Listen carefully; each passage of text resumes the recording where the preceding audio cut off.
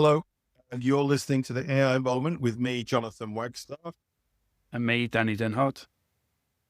Today, we're going to dive into one of the questions that a lot of people are asking and a lot of team members are actually asking. Is AI going to take your job?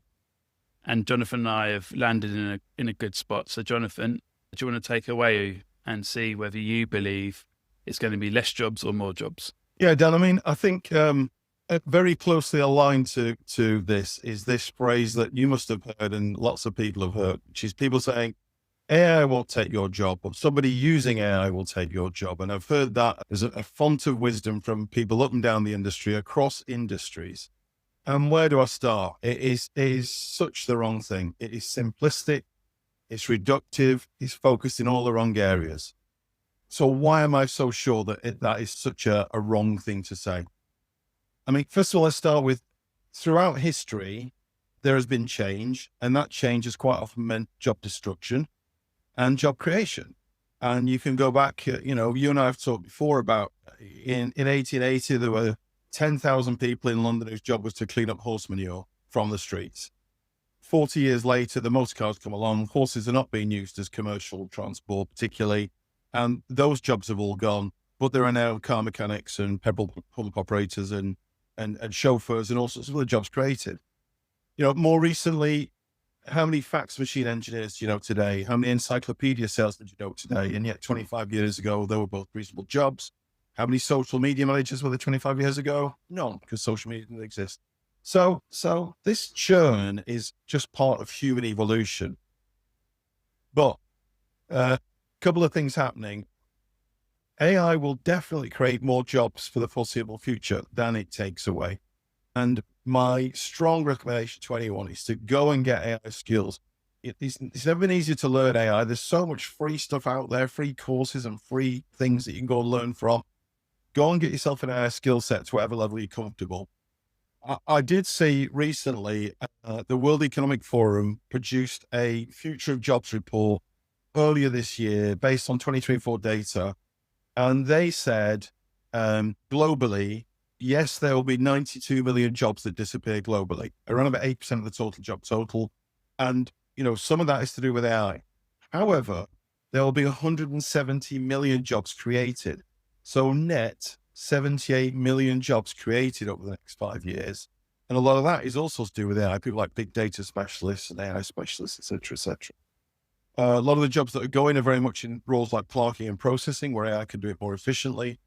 But the short term for me is if your job is going, there's a lot to do. If your job is one of those that is likely to go to AI, there's lots of other stuff to do. Go and get yourself an AI skill set, upskill on AI, and that your future should be secure. I don't know what your thoughts are, Dan. How do you see that? If I look at it from the short, mid and long term, I completely agree. In the long term, there's going to be more jobs. I think in the short term, we're going to get into this cycle of companies believing that some productivity is leading to ROI, although it isn't proven yet. I think some companies are using it as an excuse to reduce some of the spending on salary to pump back in or have very good earnings reports and calls. So I do think there are two things at play. I do think long-term there's going to be more and more jobs and more possibilities and more opportunities. I think the more time that we spend with AI, the more time that I spend with leaders and talk around it, the more I believe we're going to get to this point where we'll be up a little bit, down a little bit, up a little bit, down a little bit. And when people have worked out how it's going to work in the best way possible, it will rise and increase. So I think there's some people already seeing some productivity gains from it, but not necessarily ROI. And as we said in the previous pod, I still predict that 2026 will be the ROI in AI year that we'll have to have. So I think the smart firms are going to accelerate and get ahead, and then they'll hire more and more to try and get a way ahead and try and be, say, 2 or 3 steps ahead of their direct competitors. It's really important to call out we're still in the crawl phase, in the crawl, walk, run phase. We're still in the crawl phase of AI. So before we move to agentic, there's going to be more and more fear around bots doing a lot of these things. But if you listen to a lot of the AI companies and their CEOs, they're saying they're having to hire more and more. And although they want to be lean, they're looking to hire. And technically what they're doing is they're not hiring as many specialists, they're hiring more generalists because the specialisms will be complemented by AI. So I think headcount will slowly reduce in some businesses, but generally I agree.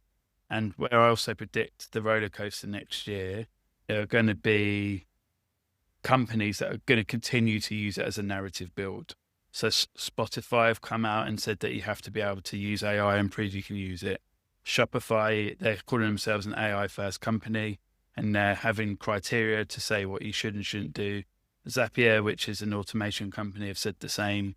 And Coinbase CEO has actually fired some engineers who haven't or won't get on the AI train.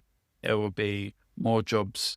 As you said, it's evolution and it's not a revolution. And I truly believe that if we're going to get to a point in the future where you're going to be investing more and more money, you're going to need more and more smart people, whether that's FTEs, whether that's more experts that you bring in, or consultants like you or I come in and help more companies. I still think that headcount and jobs will increase. And the more productivity, the more ROI comes, the more people will have to invest. So TLDR is, I completely agree with you, Jonathan. I do think there'll be a bit of a roller coaster while people work this out and try and cut headcount to make numbers look great, to reinvest in the near future. Yeah, the simple analogy in my mind, Dan, that occurred to me as you were talking there is, a few hundred years ago, the way you plowed a farm was a load of guys went out with hand plows and plowed a field. But then along comes the tractor, and now one guy with a tractor can plow that field. So 12 guys are out of work. But one of those guys has learned to drive a tractor, so he's still in work.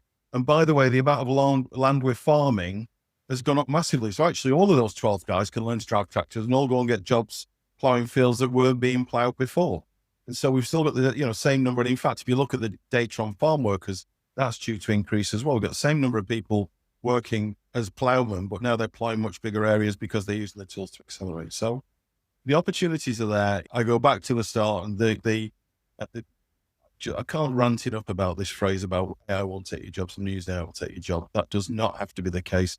The opportunities are huge, and I encourage everyone to go and explore them, particularly if you're worried about your job. Exactly. And we've got an episode coming up that will help you understand who to follow and the best people to follow. We'll look forward to that. And just to say that World Economic Forum jobs report is free to download. If you go to the World Economic Forum website, you can download it, have a look. It's full of interesting data about where they think the global job market is going in the next few years and what jobs will win and what jobs will lose. We'll link it in the show notes and on our website. So, Jonathan, thanks a lot for today, and we'll see you next time. Yeah, good to catch up with you, my friend. See you soon.